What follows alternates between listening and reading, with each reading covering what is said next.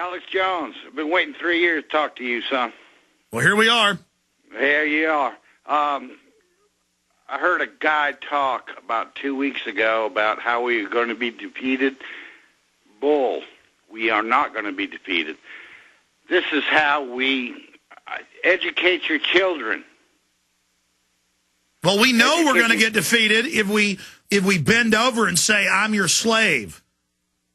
I cried my eyes out last week. My daughter had she's 11 years old. Oh. I raised two kids. One's autistic, and my daughter. One's been vaccinated. One hasn't. Okay, my 11-year-old daughter had a paper to write for school. She wrote on she wrote a paper on having the IRS be gone. And that's her right as an American to have free speech. What happened? Oh, no, she got an A. Oh, good. Well, the teacher's awake then. Good. Oh, yeah. Well, so you cried for happiness. Tell you what, everybody's awake here. Everybody's awake here. She did a paper on Hitler last year. I got called into the principal's office because she exposed that Prescott Bush funded Hitler. Well, that was in the New York Times. What, she's not allowed to report on that? Well, they wanted to know, the principal wanted to know where she got her information from. And I said, well, she got it from me. She got it from the Internet. It's right there. And principal said, well, you know, I have a doctorate. Big deal. And I said, well, you know, apparently you've been reading the wrong books, woman. You know, I didn't know what else to say. The other thing... Well, let me give her sources then. The McCormick-Dickstein Committee of Congress, the books written by a Marine Corps General Smedley Butler, the New York Times, whatever the Newark, New Jersey paper is, BBC. In fact, let's just do this right now. Bush's grandfather worked for Nazis. You'll get BBC, everything else. I mean, it's an absolute fact.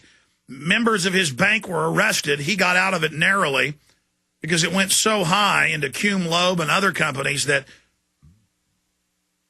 The USO or something?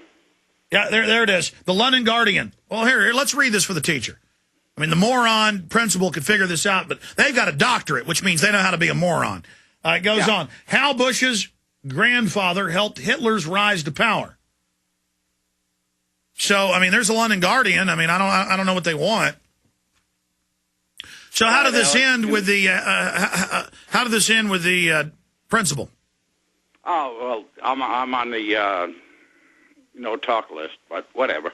As an aside, Alex, before you let me go, Neil Bortz, which is one of the biggest putzes in the world, last Friday, December 11th, called for an economic refugee camp because he does not want to live next to poor people. And that's what Schwarzenegger's doing. He now arrests the homeless people, even if they're in their own little camper. I mean, people get bankrupt. They get a little camper. They're living in it at a city park, driving around, even with jobs. They come arrest you, take it, laugh at you. At night, you get locked up in these poorhouses. And the same thing in Hawaii. Alex, it's happening in front of people's faces, and they can't see it. But see, Neil Bortz, next it'll be, let's make them work in these work camps. And you got to love how Neil Bortz pushes a national sales tax, which is what the UN wants. Again, no, we don't need more taxes. See, they're going to keep the income tax and give us his flat fair tax. I appreciate your call. Yeah, I was at Ground Zero interviewing victims of 9/11. And this big guy walks over and starts poking me. It's online. And it's Neil Bortz. Because I'm like 5'10". And he's like probably about 6'6". He's towering. I love it when big guys think it intimidates you. All it makes me want to do is attack them. And they start hanging over you, getting in your face. And you're sitting there, and he starts cussing at me.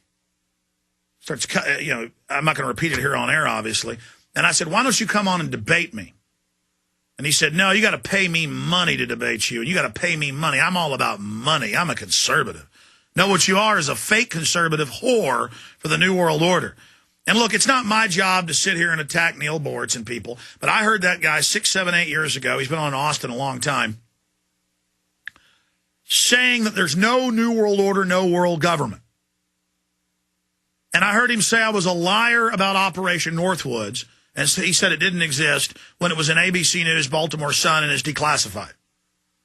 No, you're the liar, Mr. Boortz. Now, years later, he admitted it later. But I'm not the liar. Do I make mistakes sometime? Yes. You know, I was once on KTSA in San Antonio talking about 9/11 being an inside job.